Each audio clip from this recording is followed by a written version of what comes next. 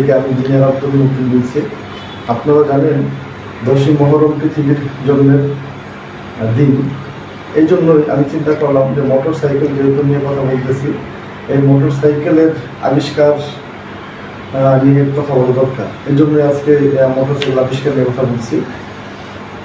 মূলত motor cycle 1885-এ আধুনিক motor cycle আবিষ্কার করেন জার্মানের বিজ্ঞানী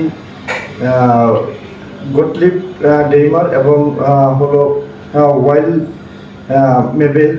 উনি ওই দুজন ইঞ্জিনিয়ার জার্মানির 1885 সালে আধুনিক মোটর সাইকেল আবিষ্কার করেন। এর ইতিপূর্বে অনেকটি প্রোটোটাইপ সহ বিভিন্নভাবে চেষ্টা করা হয়েছিল, কিন্তু আধুনিক মোটর সাইকেল আবিষ্কার ওনারাই করেছিলেন।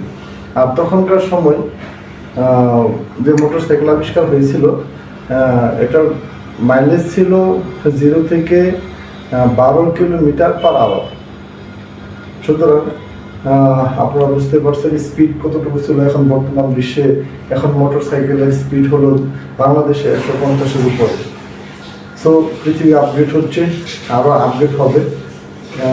আর মোটর সাইকেল সম্বন্ধে আরও কোনো কিছু কোশ্চেন থাকলে বা কিছু জানার থাকলে আপনারা আমাকে লাইক, শেয়ার, কমেন্ট এবং ফলো দিয়ে রাখবেন। ভবিষ্যতে আমি আপনাদেরকে আরও মোটর সাইকেল নিয়ে আর কিছু বলার চেষ্টা করবো ইনশাআল্লাহ।